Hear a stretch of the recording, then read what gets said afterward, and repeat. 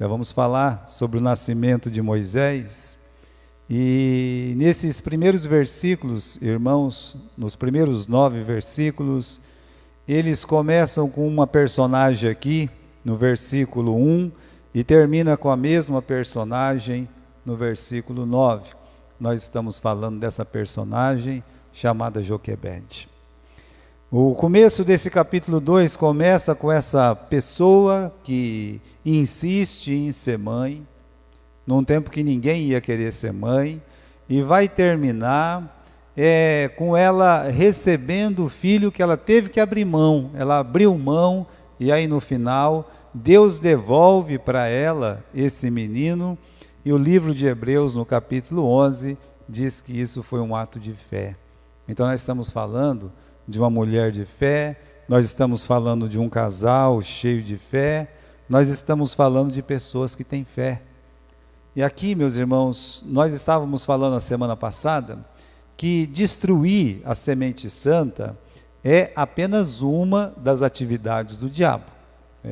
Ele está sempre querendo nos perder, ele está sempre armando ciladas, ele está sempre com seus projetos destruidores para o indivíduo, para a família, mas ele também tem, como ele é o inimigo de nossas almas, ele também é inimigo do povo de Deus, do povo de Israel, e por isso, quanto pôde, enquanto deu, depois Jesus nasceu, Jesus cresceu e finalmente morreu na cruz para nos salvar, mas enquanto estava na sua possibilidade, enquanto ele teve chance, o diabo, ele fez de tudo para que Jesus não nascesse.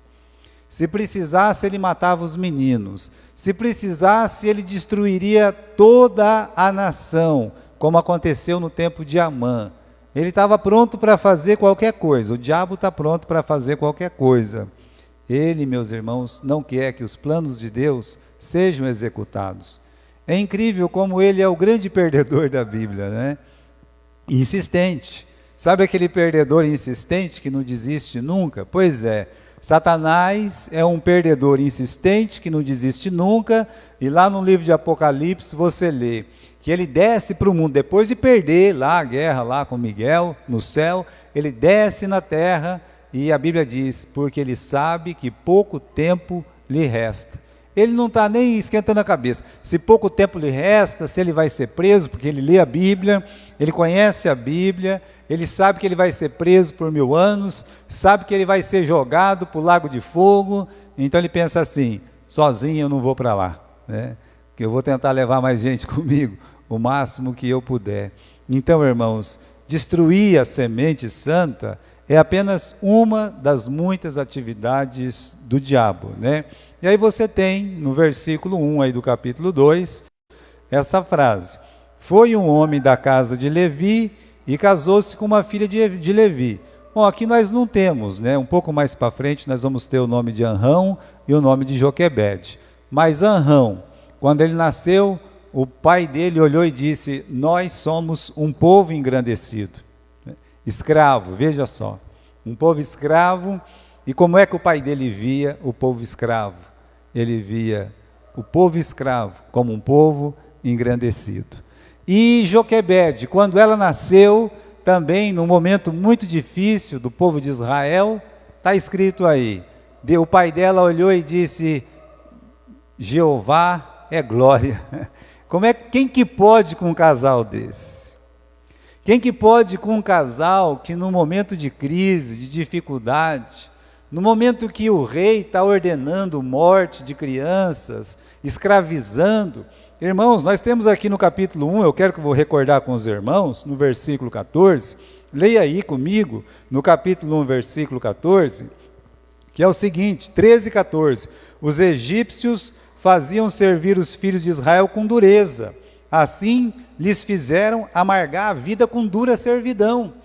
Agora, você pode ler esses 2 versículos, e eu acredito que muitas, mas muitas pessoas, no tempo de Anrão e no tempo de Joquebede, não fazia outra coisa na vida, a não ser reclamar, reclamar e reclamar.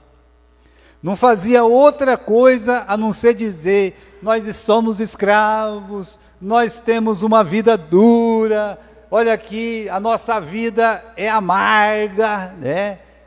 Enquanto muitos reclamavam,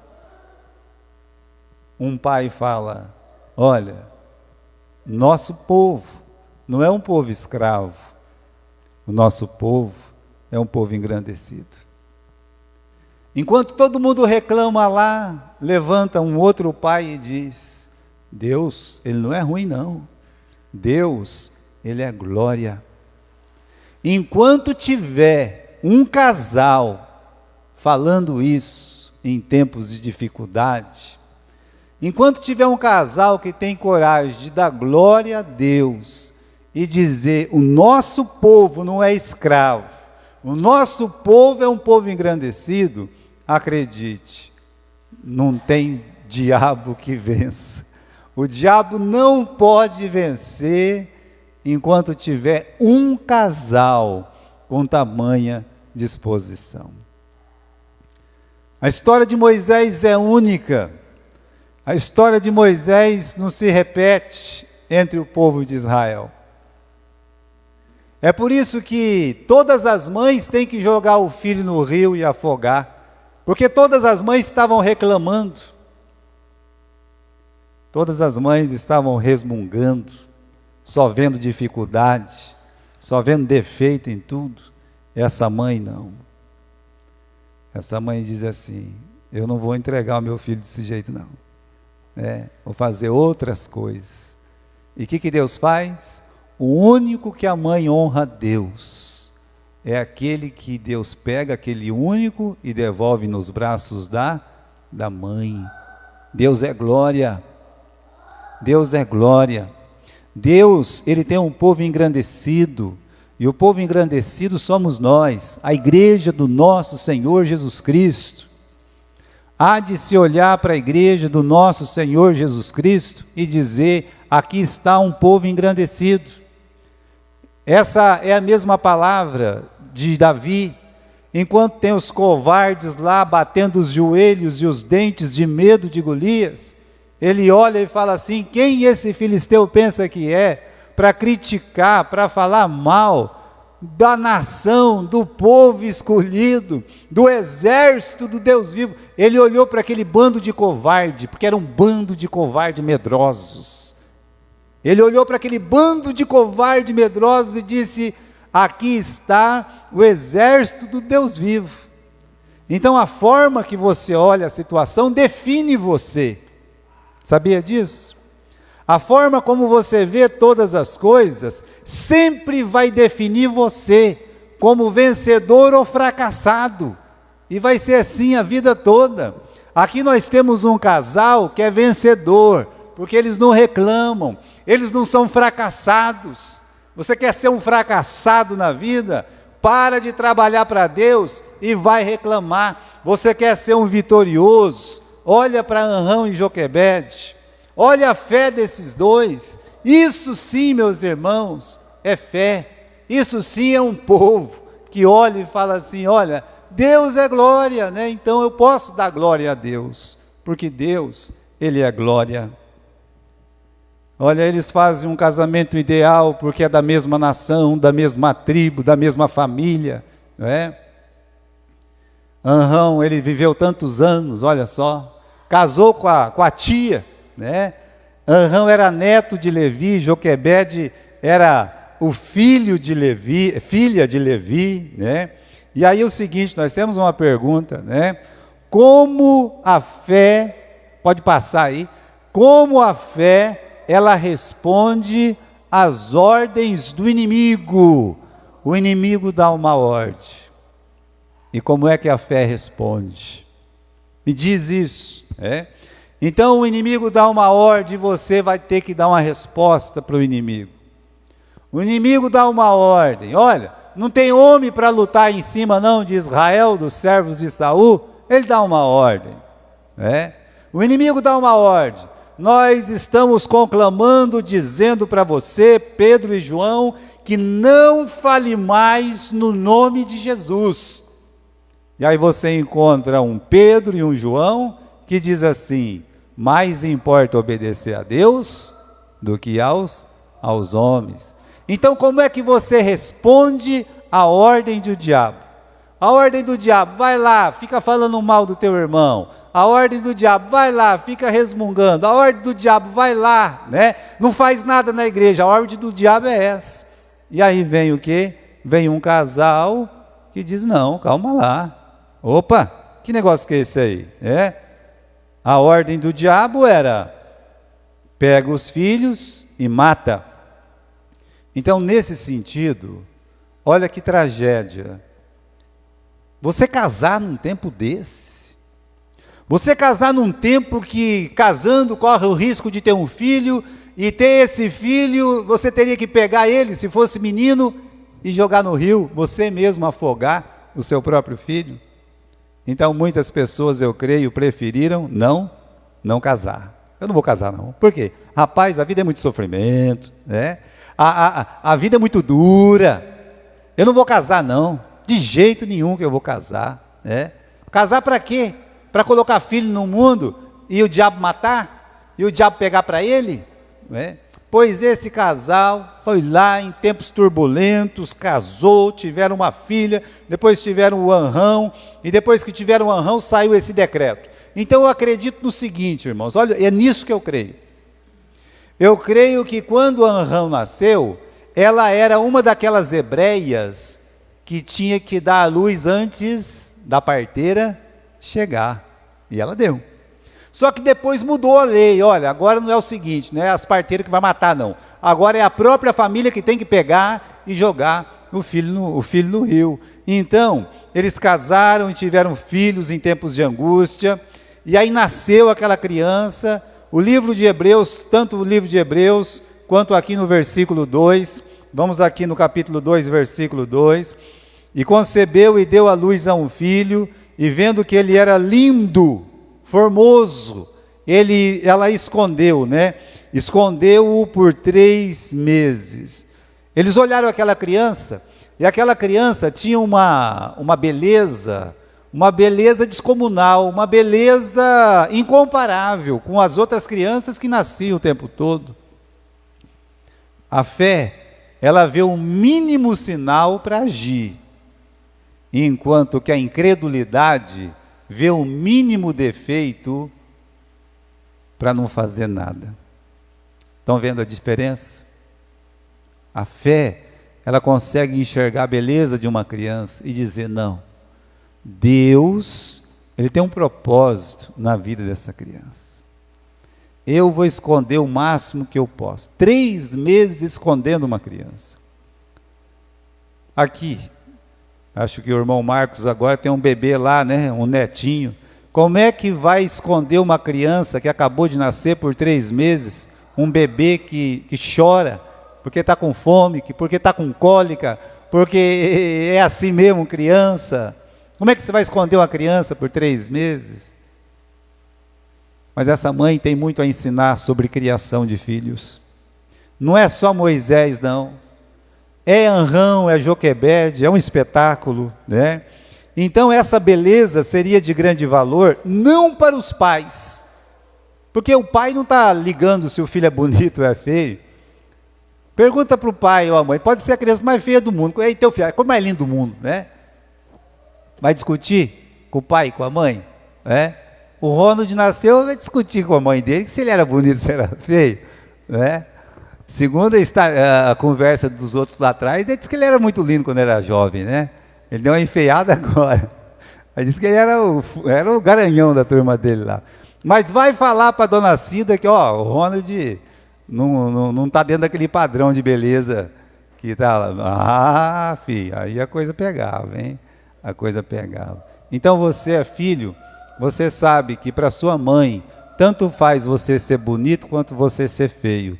Mas eles entenderam que aquela beleza não era para eles, é porque tinha um propósito. Como teve, aquela beleza foi fundamental para a princesa olhar e se apaixonar por aquela criança. Essa que é a verdade. E eles não temeram a ira do rei, diz o livro de Hebreus, não mataram o filho, não jogaram o filho, né? E ficaram em paz, colocaram o filho lá na cestinha e eles ficaram em paz. Tiveram aquela mesma fé que o Abraão tem quando leva o Isaque no Monte Moriá. Aquela paz de espírito. Irmãos, os pais precisam aprender a brindar os seus filhos. Primeiro é dito que eles esconderam, depois que precisou lançar no rio, né? Então, veja só, enquanto os filhos estão sobre a sua posse, sobre os seus cuidados, enquanto eles não completam a maioridade, você tem que tentar defendê-los de todas as formas possíveis. Por quê? Porque você tem que esconder ele do mal deste mundo, do mundo que quer pegar e matar essa criança. Você precisa aprender a blindar. Então, o que acontece hoje é a terceirização da educação dos nossos filhos. O pai e a mãe não querem cuidar dos filhos, eles terceirizam. Eles vão terceirizar para a televisão, que é a babá eletrônica, correto? É a melhor coisa. Não, está lá, está quietinho, tá bom. Não está quietinho, está aprendendo a um monte de coisa errada. Depois terceiriza para a escola e acha que é a escola que tem que educar os filhos. Não, a escola vai ensinar algumas coisas para o seu filho sobre português, matemática e coisas assim. Mas educação é dentro de casa. Se o seu filho é mal educado lá na escola, é problema seu, é você que é um pai, que é uma mãe derrotada. Então você tem que aprender a educar os seus filhos. Ah, meu filho está brigando na escola, eu vou lá, vou brigar com a escola. Vai mesmo, sabe por quê? Porque ele aprendeu com você a ser brigão. Aprendeu com você a não ter educação. É o que você vai fazer. Você vai brigar na escola, é por isso que teu filho está brigando na escola. Agora, ai de mim se por um acaso eu chegasse da escola e alguém ligasse lá em casa, olha, teu filho brigou na escola hoje. Teu filho respondeu um professor hoje. Ai de mim. Não é porque minha mãe era professora, não. Porque meu pai não era. Mas não tinha esse negócio de discutir com o professor, não. Chegava, o que aconteceu aí? Ah, ele me fez uma má educação para mim. Não tinha lugar, não. É pé, é braço, é tapa no pé da lata, ia comer. Né? Então, as crianças aprendiam a respeitar a autoridade. Coisa que é difícil hoje. Né? Então, os pais precisam aprender a blindar os filhos. Chegou o dia que ela teve que soltar o filho dela. Como nós também temos que soltar os nossos filhos. E aí eles vão ficar à distância, longe. E você não vai poder vê-los como Joquebede não podia vê-lo. Ele estará construindo uma nova família. Ele estará fazendo uma universidade, uma faculdade. E aí? Bom, mesmo à distância, os seus olhos estarão lá, através do Espírito Santo, daquilo que você ensinou a vida inteira, através das suas orações, através dos seus jejuns. Então Joquebede tem muito a nos ensinar como mãe. É uma mãe maravilhosa. Quando nós fazemos a nossa parte, Deus, pode ter certeza, fará a dele sem dúvida, porque a dele ele sempre faz. É nós que não fazemos a nossa parte. Uma consideração: Moisés nunca foi tão protegido quanto naquele dia. Nunca ele foi tão protegido quanto no dia que colocaram ele no rio da morte. Nunca, nunca, nunca. Ele sozinho, dentro de uma cestinha, era ele e Deus. Sozinho, indefeso, chorando, à mercê do balanço das águas, lá estava o pequeno Moisés, não é? Quem poderia ajudá-lo? O pai não pode, a mãe não pode, ninguém pode, né?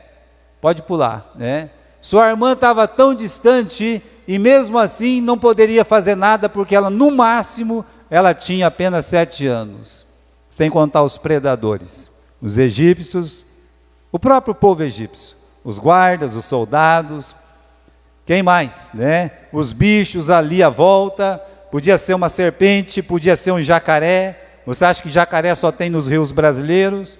Você acha que cobra só tem aqui? Nós estamos falando dos rios do Egito. Só lembrar que até tempos atrás o maior rio do mundo era no Egito. Depois descobriram a fonte lá do Amazonas, então considera-se o Amazonas maior do que o Nilo. E há quem discuta isso, não é verdade? Bem, agora, irmãos, nunca foi tão protegido, porque o guarda de Israel não dorme. Ninguém poderia fazer mal para aquele menino.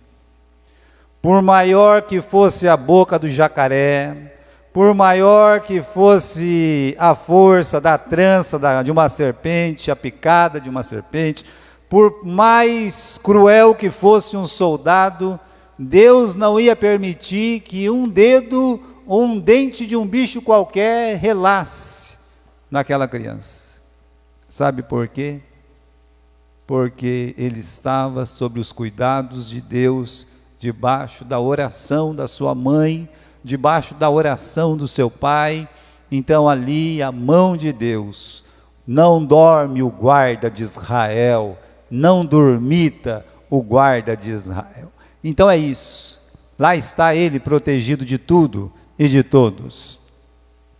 Olha aqui, irmãos, a intervenção divina, é nesse momento que Deus age.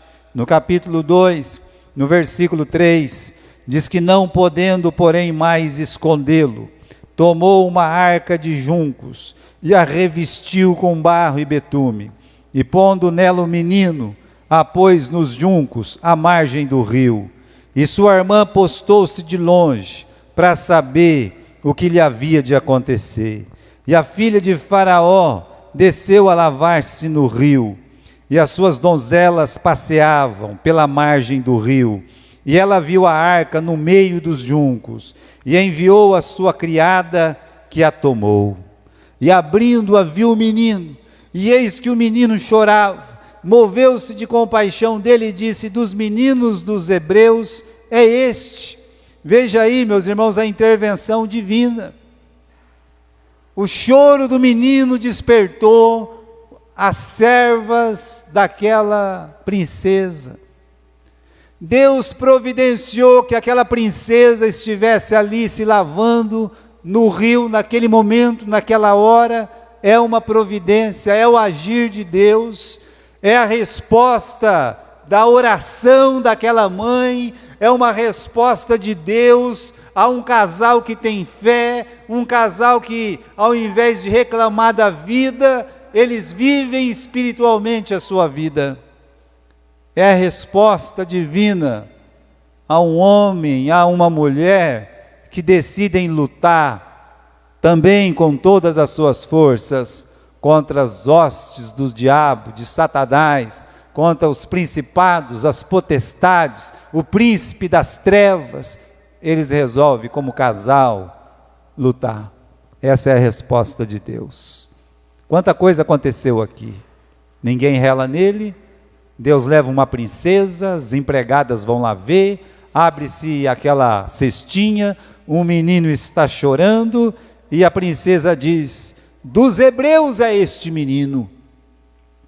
Afoga então. Afoga. Teu pai não mandou afogar? Vai lá, rainha. Se as hebreias têm que cumprir a ordem do seu pai, por que você não cumpre? Vá lá, princesa, faça isso.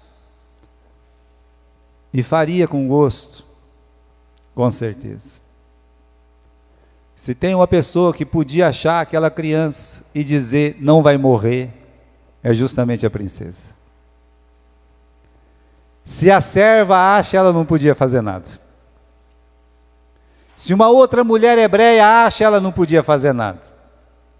Mas a princesa, quem podia ser contra a princesa? Quem podia ser contra a princesa que falasse assim: agora é meu, achado não é roubado, quem perdeu é relaxado, né? Não é assim que o povo fala? Deus colocou aquela criança aos olhos certos, nas mãos certas. Aquela irmãzinha, meus irmãos, de longe, amorosa. Olha, providência é isso, é Deus fazendo tanta coisa, mas tanta coisa. Veja só, essa questão das mulheres, pula aí, meu irmão, é interessante como é que Deus usa as mulheres nesse período. Você vai descobrir que Deus usa as mulheres de uma forma mais decisiva quando os homens estão acovardados. Quando os homens estão mais para baixo.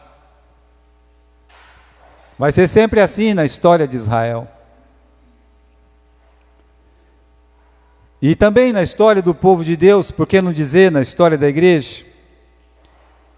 E quando abre a lista no capítulo 1, nenhuma mulher praticamente é mencionada.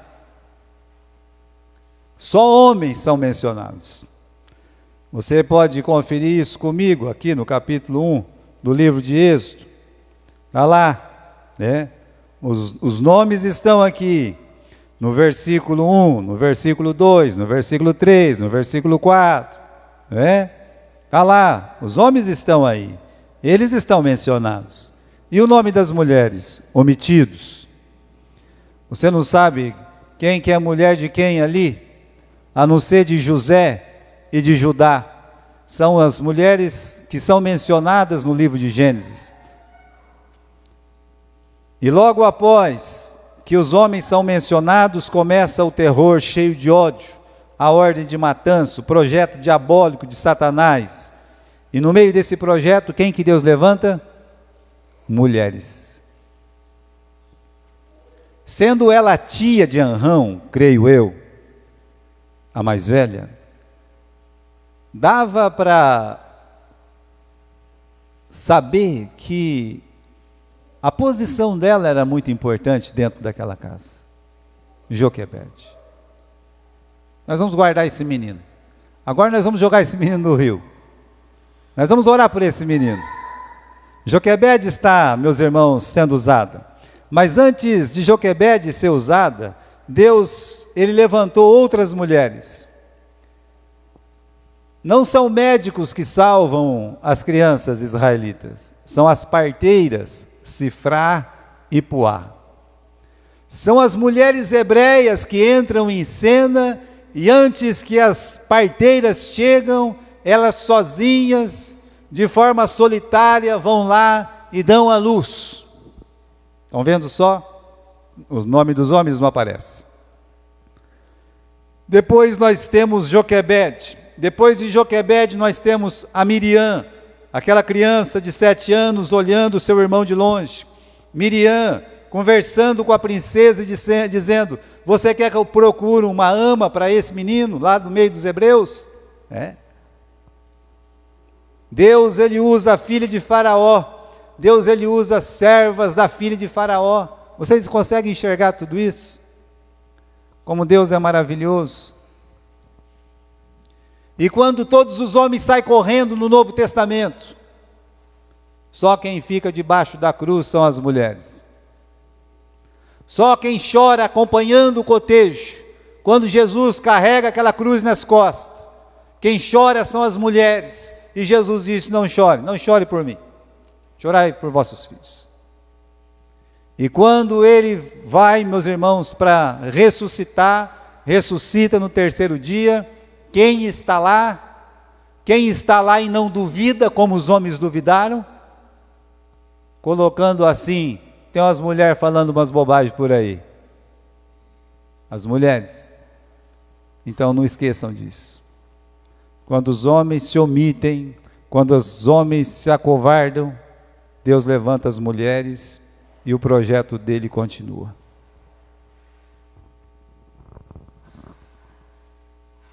E você pode ver isso em toda a palavra de Deus.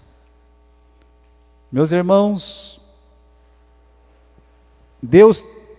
Joquebede é recompensada, Ela é recompensada.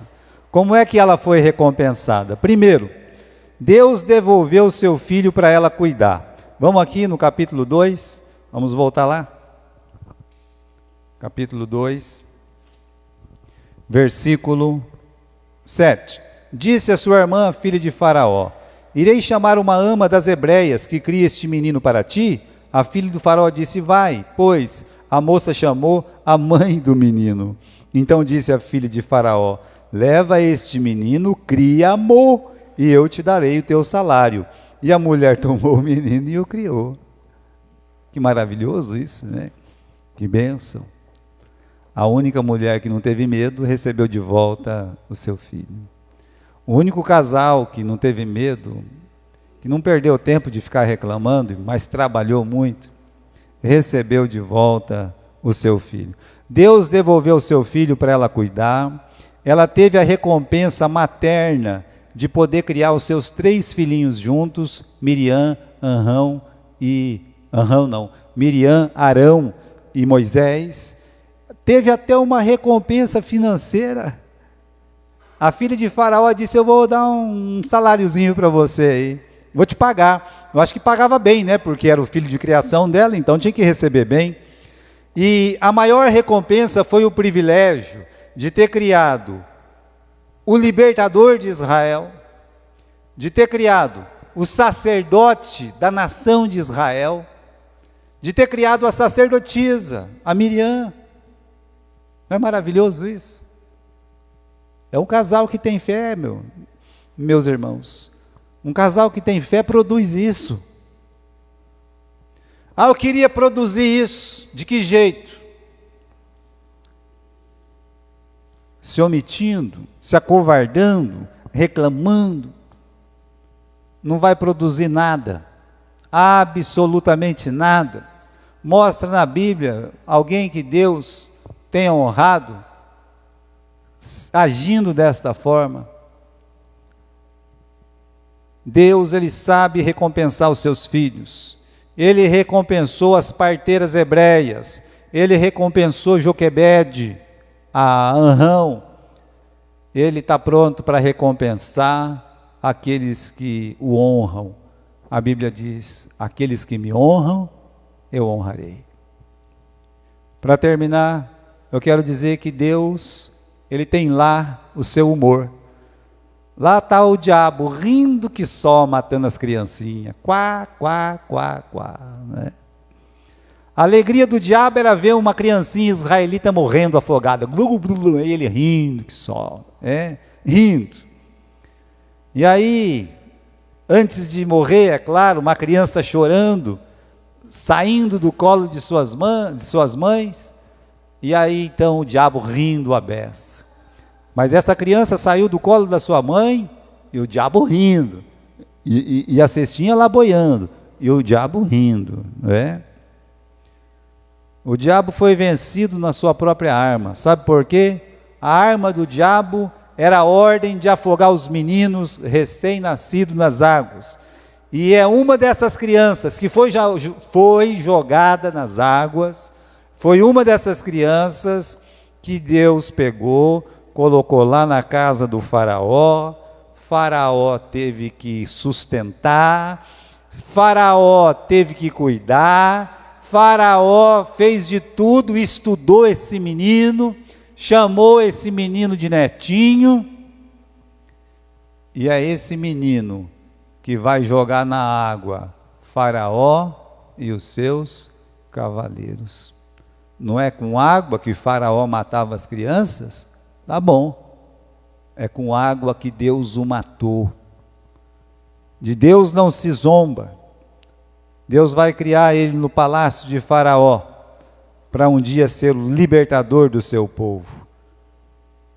Pois é, irmãos, esse é o projeto de Deus. O projeto de Deus é honrar aqueles que o honram, é cuidar daqueles que realmente têm prazer de servi-lo em tempos de turbulência, em tempos de dificuldade, em tempos de sofrimento, em tempos de falta de saúde. É assim. Deus ele quer fazer por nós.